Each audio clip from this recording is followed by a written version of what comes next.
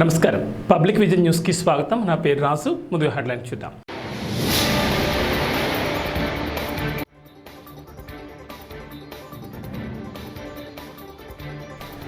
గడప గడపకు వెళ్లి మేనిఫెస్టోలోని అంశాలను వివరిస్తారు. ప్రధాన కార్యదర్శి సజ్జల స్పష్టం.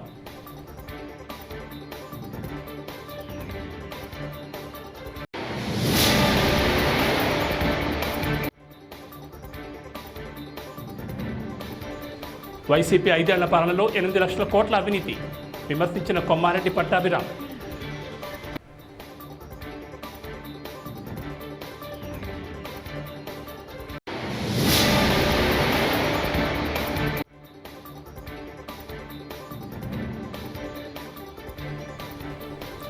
ల్యాండ్ టైటిలింగ్ దుష్ప్రచారం చేస్తున్న క్రిమినల్స్ చంద్రబాబు, పవన్, రామోజీ. మంత్రి బొత్స ఫైర్.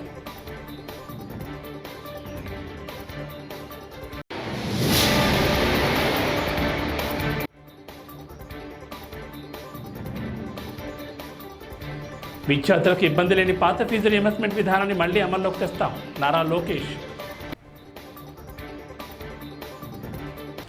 ఇక డీటెయిల్స్ చూస్తే తుది దశ ఎన్నికల ప్రచారంలో భాగంగా మరోసారి గడప గడపకు ప్రచారం నిర్వహించనున్నామని, జగన్ కోసం సిద్ధం పేరుతో నూతన కార్యక్రమాన్ని ఈ రోజు నుంచి ప్రారంభించామని వైఎస్ఆర్ కాంగ్రెస్ పార్టీ ప్రధాన కార్యదర్శి సజ్జల రామకృష్ణారెడ్డి చెప్పారు. రాష్ట్ర వ్యాప్తంగా వైఎస్ఆర్సీపీకి సంబంధించి 47,000 బూత్ కమిటీల నిర్మాణం పూర్తయిందని, ప్రతి బూత్లోనూ 1+10 విధానంలో ఒక ప్రెసిడెంట్, 10 మంది సభ్యులు ఉంటారని చెప్పారు. జగన్ కోసం సిద్ధం ప్రచార కార్యక్రమం వినూత్నంగా, బహుశా ఏ రాజకీయ పార్టీ చేయని విధంగా వివిధ సామాజిక వర్గాలకు చెందిన 12 మంది నిరుపేదలను స్టార్ క్యాంపెయినర్లుగా ఎంపిక చేశామని, వారి పేర్లను ఎన్నికల కమిషన్కు సమర్పించామన్నారు. రాష్ట్రం మొత్తం ఊదరగొట్టే ప్రయత్నం ఏదైతే చేస్తున్నారో మొత్తం అబద్ధాలతో, ఈ అబద్ధాలు అని ప్రజలకు తెలుసని ఆయన చంద్రబాబు నాయుడు కూడా తెలుసు. అయినప్పటికీ చెప్పిందే 10 సార్లు చెప్పి ఎక్కడో ఒక చోట నమ్మకపోతారా, లేదా ఆశ ఉండకపోతుందా? మనిషి అన్నాక ఆశ సహజం కదా, గతం మర్చిపోకపోతారా అనే అత్యాశతో, దురాశతో మళ్ళీ ఒకసారి గతంలో తను చేసిన ఈ నాటకం అయితే ఉందో దాన్ని ఇంకోసారి ఇంకా పెద్ద ఎత్తున, ఎందుకంటే ఇప్పుడు పక్కన కూటమి బలం అనేది ఒకటి యాడ్ అయింది కాబట్టి దాంతో మరింత బలంగా ఓదరగొట్టే కార్యక్రమం చేస్తున్నాడు చంద్రబాబు నాయుడు గారు. మరోవైపు మాకు సంబంధించినంత వరకు మేము ముందు నుంచే అన్నట్టు మా మేనిఫెస్టో, జగన్మోహన్ రెడ్డి గారు రిలీజ్ చేసిన మేనిఫెస్టో ఏదైతే చేయగలమో అది మాత్రమే 19లో చెప్పి, దానికంటే ఎక్కువ చేసినప్పటికీ అలాంటి వెసులుబాటునంతసేపు ఎలాగూ చేస్తామని మరి హామీ ఎలాగూ ఉంది. కానీ 2019-24 మధ్య ఏ కార్యక్రమాలు అయితే టేకప్ చేశామో వాటిని కొనసాగించడం, ఎందుకంటే అవన్నీ కూడా పేదల జీవితం. టీడీపీ నేత కొమ్మారెడ్డి పట్టాభిరామ్ ఏపీ సీఎం జగన్మోహన్ రెడ్డిపై తీవ్ర ఆరోపణలు చేశారు. వైసీపీ 5 ఏళ్ల పాలనలో 8 లక్షల కోట్ల అవినీతి జరిగిందని ఆరోపించారు. మంగళగిరిలోని టీడీపీ ప్రధాన కార్యాలయంలో బీజేపీ, జనసేన నేతలతో కలిసి ఆయన నిర్వహించిన మీడియా సమావేశంలో ఈ వ్యాఖ్యలు చేశారు. పట్టాభిరామ్ మాట్లాడుతూ అవినీతికి చెక్ పెడితే సంక్షేమ కార్యక్రమాలను చాలా ఈజీగా అమలు చేసే అవకాశం ఉంటుందని తెలిపారు. తమ కూటమి ప్రభుత్వం అధికారంలోకి వచ్చిన వెంటనే అవినీతికి అరికట్టడంతో పాటు రాష్ట్ర ఆదాయాన్ని పెంచుతామని అన్నారు. అలాగే కూటమి మేనిఫెస్టోలోని ప్రతి హామీని అమలు చేస్తామని స్పష్టం చేశారు. కళ్యాణ్ గారు, భారతీయ జనతా పార్టీ రాష్ట్ర వ్యవహారాల ఇన్ఛార్జ్ అయినటువంటి సిద్ధార్థనాథ్ సింగ్ గారు, వీరు ముగ్గురు కూడా కలిసి కూటమికి సంబంధించినటువంటి మేనిఫెస్టోని విడుదల చేయడం జరిగింది. దానికి కొద్ది రోజుల ముందే ఈ రాష్ట్రాన్ని పరిపాలిస్తున్నటువంటి సైకో జగన్ రెడ్డి కూడా ఒక మేనిఫెస్టోని విడుదల చేశారు. ఈ రోజున ప్రజలు గమనిస్తూ ఉన్నారు. ప్రజా మేనిఫెస్టో, ప్రజాగళం నుంచి వెలువడినటువంటి ప్రజా మేనిఫెస్టో ఏ విధంగా ఉంది, పూర్తిగా చతికిలబడిపోయినటువంటి ఈ మేనిఫెస్టో ఏ విధంగా ఉందని చెప్పి ఈ రోజున ప్రధాన దినపత్రికల్లో కానివ్వండి, ప్రజల్లో కానివ్వండి పెద్ద ఎత్తున చర్చ ప్రారంభమైంది. ఇవాళ ఈ మేనిఫెస్టో రూపకల్పన అనేది మా పార్టీ నాయకులు ప్రజలలో అనేక సందర్భాల్లో వారు తిరిగినటువంటి సందర్భంలో వారి వద్ద నుంచి వచ్చినటువంటి అనేక సూచనలు కానివ్వండి, వినతులను కానివ్వండి, వాటన్నిటినీ పరిగణనలోకి తీసుకుని అన్ని వర్గాల ప్రజల యొక్క ఆకాంక్షలు నెరవేర్చే విధంగా ఈ మేనిఫెస్టోని తయారు చేయడం జరిగింది.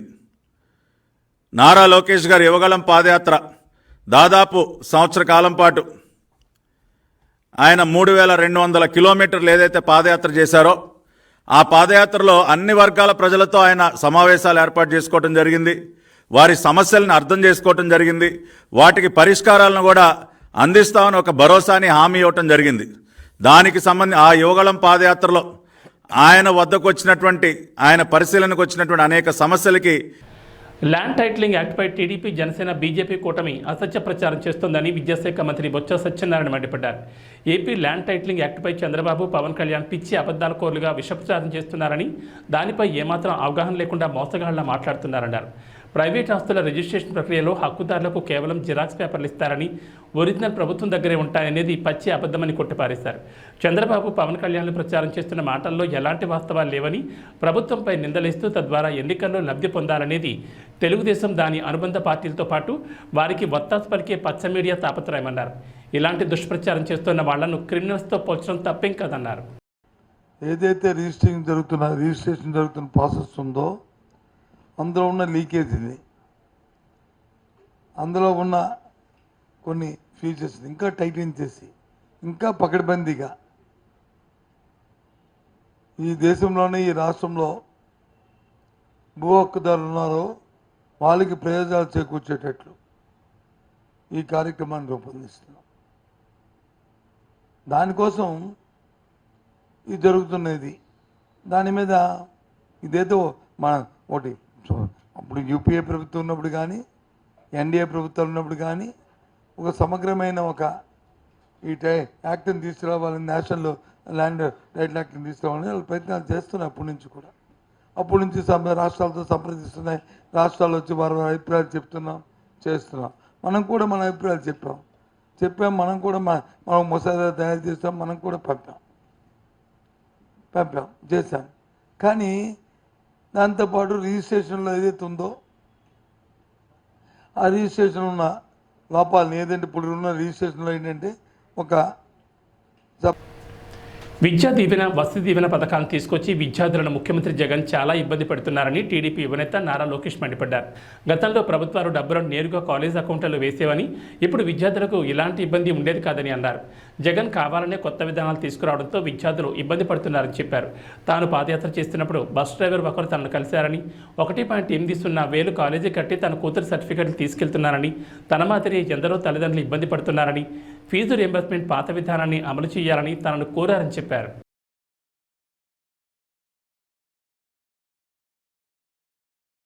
మీరు రాండి సార్, శంకుస్థాపన వేస్తామంటే నేనెందుకు రావాలి, ముందర నా టైం తీసుకోవాలి, నేను చెప్పిన టైంకి డిఫెన్స్ మంత్రి రావాలని చెప్పాడంట. 3,000 కోట్ల రూపాయలు పెట్టుబడి పక్క రాష్ట్రానికి వెళ్ళిపోయింది. మీరందరూ అక్కడ చూడండి. వెనక స్లైడ్ తీయబ్బా, వెనకాల స్లైడ్కి వెళ్ళమ్మా, వెనకాల స్లైడ్కి వెళ్ళమ్మా, దాని ముందల్ది.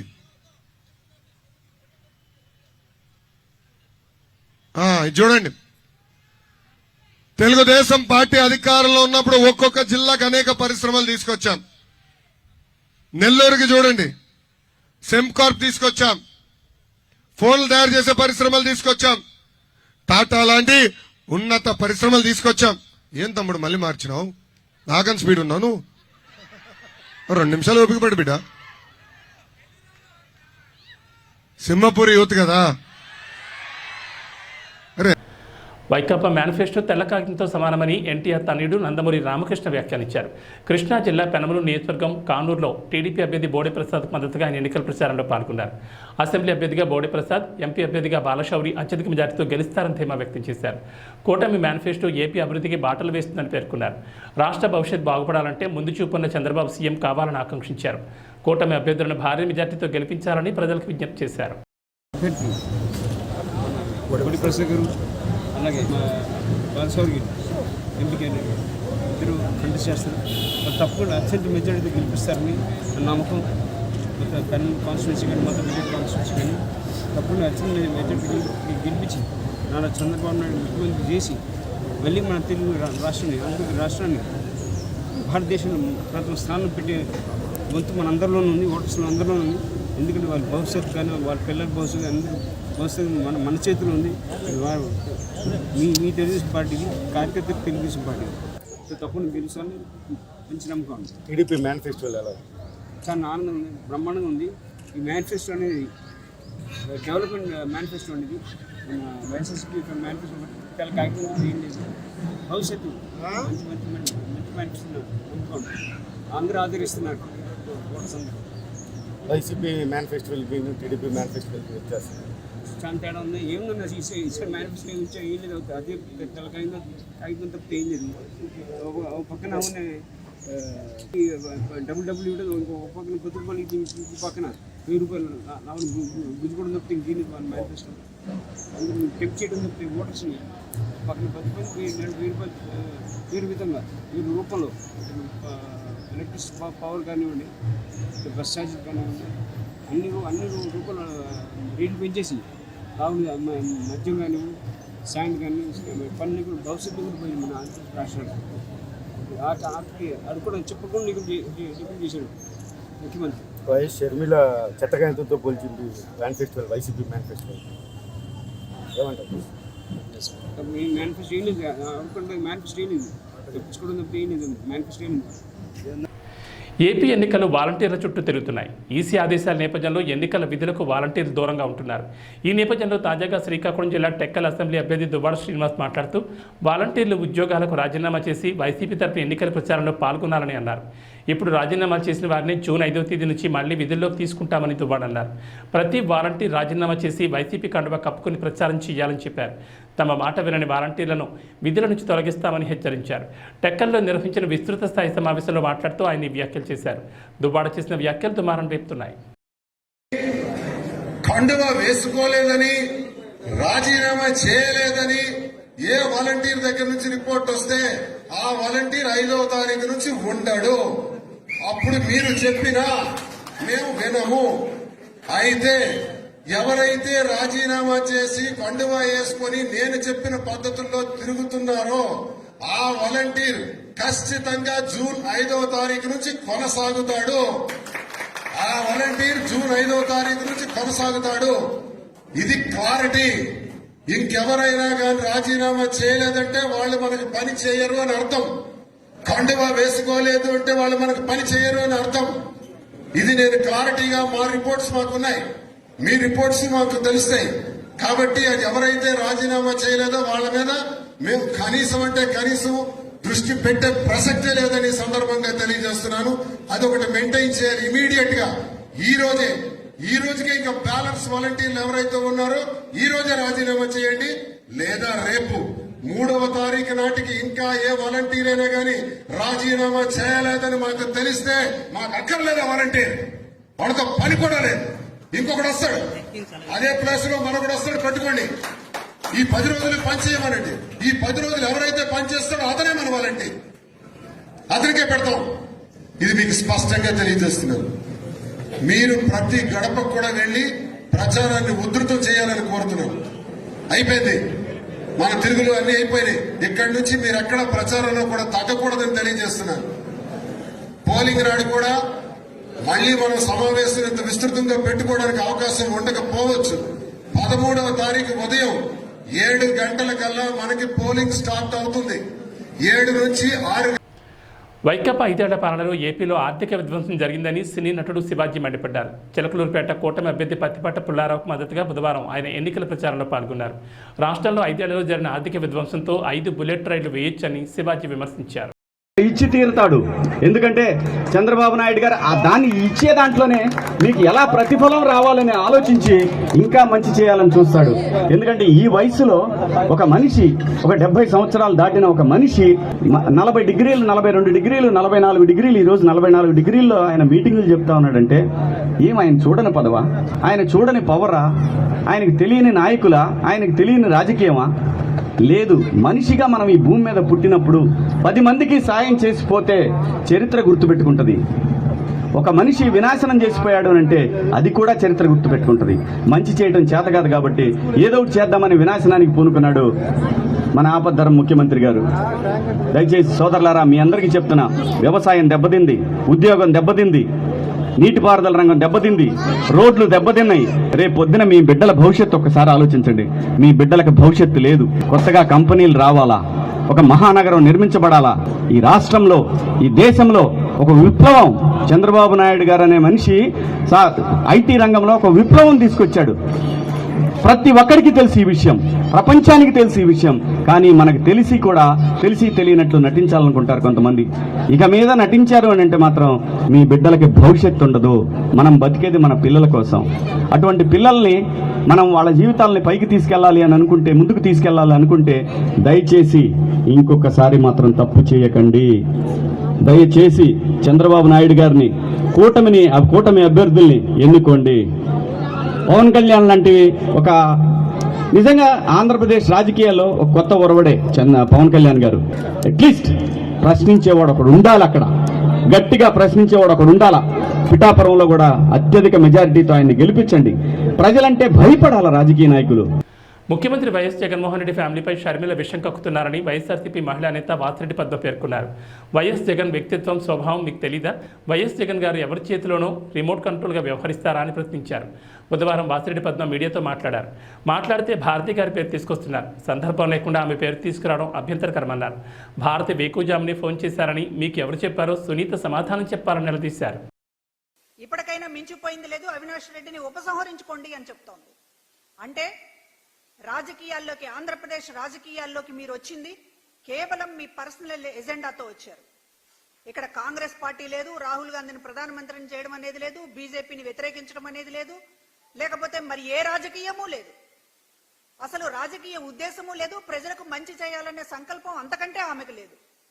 కేవలం అవినాష్ రెడ్డిని మంచిగా చూస్తున్నందుకు జగన్ మీద ద్వేషం, జగన్ గారి మీద ఒక పగ. ఇంతకు మించి మీకు ఇంకొక ఎజెండా లేదని మీరే చెప్తున్నారు. మీ మాటలు చూస్తుంటేనే ఒక వ్యక్తిగతమైనటువంటి ఎజెండాతోటి ఒక రాజకీయ పార్టీకి నాయకత్వం వహించడం అంటే ఇంతకంటే దిక్కుమాలినటువంటి పరిస్థితి ఏ పార్టీకైనా ఉంటుందా? కాంగ్రెస్ పార్టీ అత్యంత దీనావస్థలో ఉండి చివరికి ఎవరెవరి పర్సనల్ ఎజెండాలను, ఎవరెవరి పగలు ద్వేషాలను తీర్చడానికి వేదికగా కాంగ్రెస్ పార్టీ ఈ రోజున రాష్ట్రంలో ఉపయోగపడుతోంది. ఎజెండా ఏంటి? ఆవిడ ఎజెండా ఏంటి? స్పష్టం చేయండి. మీరు మీ ఎజెండా ఏంటో చాలా క్లియర్ గా ఉంది. నిన్ననే మీ ఆడియో ఒకటి బయటకు వచ్చింది. వైఎస్ఆర్ కాంగ్రెస్ పార్టీ నాయకులందరినీ మీరు తీసుకునేటటువంటి ప్రయత్నం చేస్తున్నారు. వైఎస్ఆర్ కాంగ్రెస్ పార్టీ సీట్లు ఇవ్వనటువంటి కొంతమంది ఎన్డీఏ కూటమిలో భాగంగా వారాహి విజయభేరి యాత్ర విశాఖ జిల్లా పెందుర్తి 4 రోడ్ల కూడలిలో జనసేన పార్టీ అధినేత పవన్ కళ్యాణ్ బహిరంగ సభలో పాల్గొన్నారు. ఈ కార్యక్రమంలో ఆయన మాట్లాడుతూ వైసీపీ ప్రభుత్వంలో జగన్ చేస్తున్న అరాచక పాలనపై పవన్ కళ్యాణ్ మండిపడ్డారు. ప్రజల వద్దకే పరిపాలన అంటూ రాష్ట్రంలో ఉన్న ప్రజల యొక్క హక్కులను, ఆస్తులను వైసీపీ ప్రభుత్వం ఉన్న రెడ్డిలు దోచుకుంటున్నారని ఆయన ఎద్దేవా చేశారు. ప్రధానంగా యువతరానికి ఉపాధి అవకాశాలు లేకుండా ఈ ప్రభుత్వం పూర్తిగా నిర్వీర్యం చేసిందన్నారు. పెందుర్తి ఎమ్మెల్యే అదీప్ రాజ్పై పవన్ కళ్యాణ్ తీవ్రస్థాయిలో విమర్శలు చేశారు. ఎన్డీఏ కూటమితోనే రాష్ట్రాభివృద్ధి సాధ్యమవుతుందని, అలాగే పెందుర్తి జనసేన పార్టీ ఎమ్మెల్యే అభ్యర్థి పంచకాల రమేష్ బాబు గాజు గ్లాస్ గుర్తుపై, అలాగే అనకాపల్లి ఎంపీ అభ్యర్థి సీఎం రమేష్ను కమలం గుర్తుపై ఓటు వేసి గెలిపించాలని ఆయన కోరారు.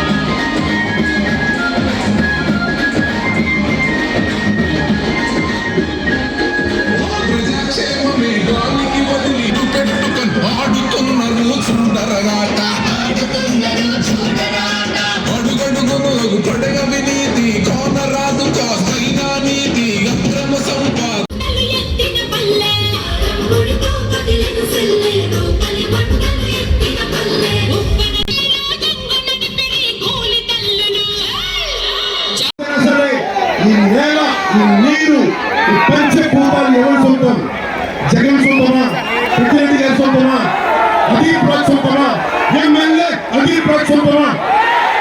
రాజ్యాంగం నిర్ణయించడానికి చట్టం లేవా? నువ్వు ఎమ్మెల్యే అది ప్రాజెక్ట్ గుర్తుపట్టుకో.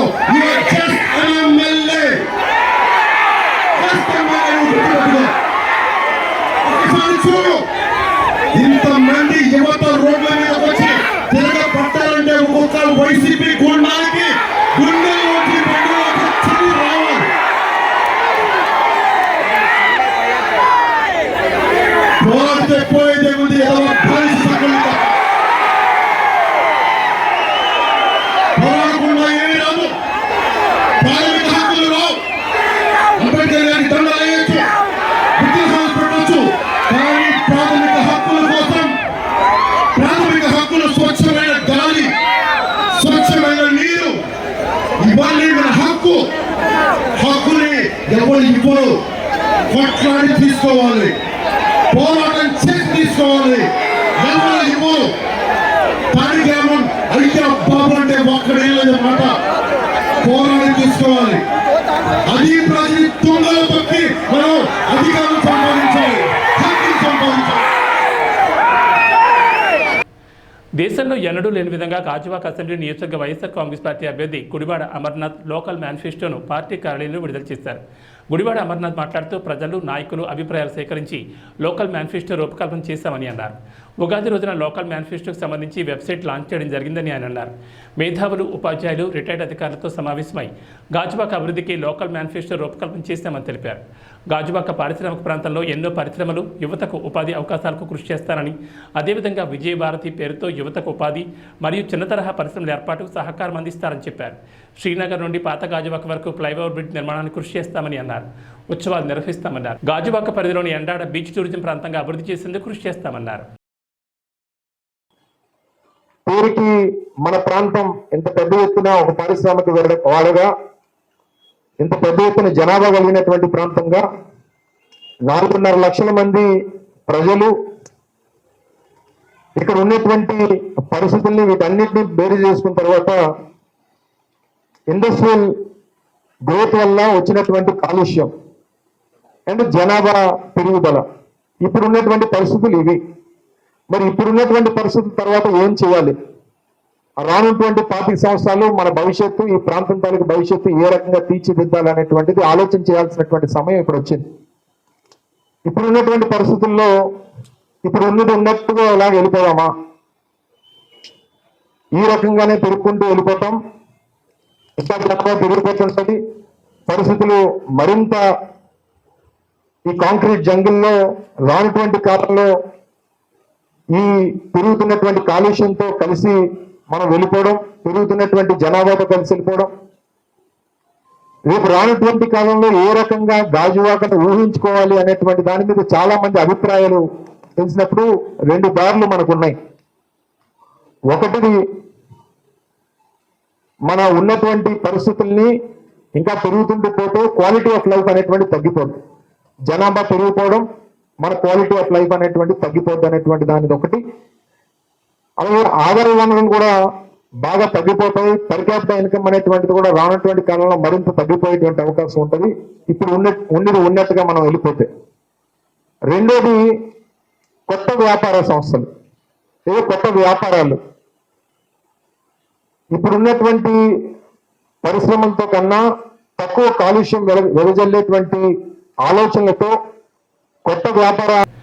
వైసీపీపై సినీ నటుడు హైపర్ ఆది తనదైన శైలిలో పంచ్ డైలాగులు వేశారు. పిఠాపురం జనసేన అభ్యర్థి పవన్ కళ్యాణ్కి మద్దతుగా నాగబాబు, టీడీపీ వర్మ, బీజేపీ కృష్ణరాజుతో కలిపి గురువారం ఎన్నికల ప్రచారంలో పాల్గొన్నారు. ప్రత్యేక హోదా తెస్తామని కామెడీ చేసింది, 3 రాజధానులంటూ కామెడీ చేసింది, వై నాట్, Y75 కామెడీ చేస్తుంది, కామెడీ మొత్తం వాడు చేస్తూ నన్ను కామెడీ అనడం ఎంతవరకు కరెక్ట్ అని ప్రశ్నించారు. అడిగానని చెప్పమంటున్నాడు. ఆ కల్తీ మధ్య ఎంత పని చేస్తుందో మీరే చూడండి. ఇంకొక అతనైతే స్విచ్ ఆఫ్ అయిన ఫోన్ తీసుకొచ్చి నన్నే సెల్ఫీ అడుగుతున్నాడు. కాబట్టి ఆ కల్తీ మద్యం పోవాలన్నా, అలాంటి కల్తీ ప్రభుత్వం పోవాలన్నా ఈసారి మీరందరూ కూటమి నిలబెట్టిన ప్రతి అభ్యర్థిని గెలిపించాలి. ముఖ్యంగా ఇక్కడ ఎవరు? పవన్ కళ్యాణ్ గారు. ఫస్ట్ టైం నాకు పిఠాపురంలో నేను ఎందుకు పుట్టలేదా అని బాధగా ఉంది నాకు. నిజంగా పిఠాపురంలో పుట్టుంటే బాగుండేది, డైరెక్ట్ గా పవన్ కళ్యాణ్ గారికి ఓటేసి అదృష్టం ఉండేది కదా అని బాధపడుతున్నాను నిజంగా నేను. కాబట్టి ఇవన్నీ మీరు గమనించి ఈసారి పవన్ కళ్యాణ్ గారిని భారీ మెజారిటీతో గెలిపించాలి. దానికోసం ఇక్కడ కృషి చేస్తున్న మన వర్మ గారికి, అలాగే బీజేపీకి సంబంధించిన కృష్ణరాజు గారికి, ఇద్దరికి కూడా చాలా పెద్ద థ్యాంక్ యూ. అందరూ వాళ్ళిద్దరికి ఒకసారి గట్టిగా క్లాప్స్ కొట్టాలి మీరంతా. వాళ్ళిద్దరి సపోర్ట్ లేకపోతే ఇక్కడ ఇంత జరగదు. అలాగే ఈ వైసీపీ ప్రభుత్వం మిమ్మల్ని ఏం చెప్పి ఓటు అడుగుతుంది? మీ ఇంట్లో మంచి జరిగితే ఓటేయమంటున్నారు, అవునా? అసలు వాళ్ళ ఇంట్లో మంచి జరగలేదని ఇద్దరు చెల్లెలు రోడ్డు మీద తిరుగుతున్నారు, అవునా కాదా? మరి వాళ్ళ ఇంట్లోనే మంచి జరగనప్పుడు మీ ఇంట్లో మంచి ఎలా చేస్తారు? అది ఒకటి మీరు గమనించాలి, అవునా? ఇంకోటి ఏమంటున్నారు, మేము పొద్దున ముఖ్యమంత్రి జగన్మోహన్ రెడ్డి ప్రభుత్వంలో దగాబడిన ప్రతి ఒక్కరికి స్వాంతనిచ్చేలా కూటమి మేనిఫెస్టో ఉందని, యువత యువకుల కళలను సాకారం చేసేలా మేనిఫెస్టో రూపొందించిన ఘనత కూటమి పార్టీలకే దక్కిందని నంద్యాల లోక్సభ టీడీపీ అభ్యర్థి డాక్టర్ బైరెడ్డి శబరి అన్నారు. నంద్యాల పార్లమెంట్ టీడీపీ అభ్యర్థి డాక్టర్ బైరెడ్డి శబరి ఎన్నికల కార్యాలయంలో ఆమె పత్రికా ప్రకటన విడుదల చేశారు. ఈ కార్యక్రమంలో కార్యకర్తలు పాల్గొన్నారు. పాలిటీషియన్స్ అంటే ఏంటి ఎంపీ గారి మనసులో? అవుట్డేటెడ్ అంటే దోచుకోవడము, దాచుకోవడము అప్డేటెడా? ప్రజాసేవ చేసే వాళ్ళు ఈ రోజు అవుట్డేటెడ్ అయిపోయినారా? లేదంటే ప్రజా సమస్యల పైన ప్రజల వెంట ఉంటే అవుట్డేటెడ్, ఈయనలాగా కనపడకుండా అడ్రస్ లేకుండా అసలు పోచా బ్రహ్మానంద రెడ్డి గారు ఎట్లా ఉంటారో తెలియదు మన నంద్యాల పార్లమెంట్ కి. 5 సంవత్సరాల క్రితము ఆయన కనపడలే, ప్రచారం చేయలే, ఆయనకి ఇచ్చినారు, సీటు గెలిచినాడు, 2.5 లక్షల మెజారిటీతో గెలిచినాడు అని నిన్న అన్నాడు. మరి 2.5 లక్షల మెజారిటీతో గెలిచుంటే ఆయన ఏం అభివృద్ధి చేసినారు? 2.5 లక్షల మెజారిటీతో నిన్ను నమ్ముకొని ప్రజలు ఓటు వేశారు. మరి మీరు ఏం చేశారు నంద్యాల పార్లమెంట్ కి? మీరు అవుట్డేటెడ్ అప్డేటెడ్ గురించి మాట్లాడొద్దండి. ఎవరు అవుట్డేటెడ్? రౌడీజం చేస్తే అప్డేటెడా? ఈరోజు ఏం మీసాలు తిప్పుకుంటా కూర్చుంటే అప్డేటెడా? ఆ మీసాలనే పెరగడానికి నేను వచ్చిన. ఎవరు అప్డేటెడ్ ఎవరు అవుట్డేటెడ్ అనేది ఇంకో 10 నెలలో తెలిసిపోతుంది. ఎందుకంటే నిజంగానే అప్డేటెడ్ అని ఆయన అనుకుంటే మరి మీ ఎంపీ సీటు త్యాగం చేయనా? ఈ ఒక్క రోజు అంతే, మీ ఎంపీ సీటు త్యాగం చేసి వాళ్ళకి ఎవరైతే మీసాలు తిప్పుతున్నారో వాళ్ళకి పాపం దిక్కు లేకుండా పోయింది. ఎమ్మెల్యే నిన్న అంటాడు, ఎమ్మెల్యే ఎవరైనా సరే నేనే. ఈ వార్తలు ఇంతటితో సమాప్తం. నమస్కారం.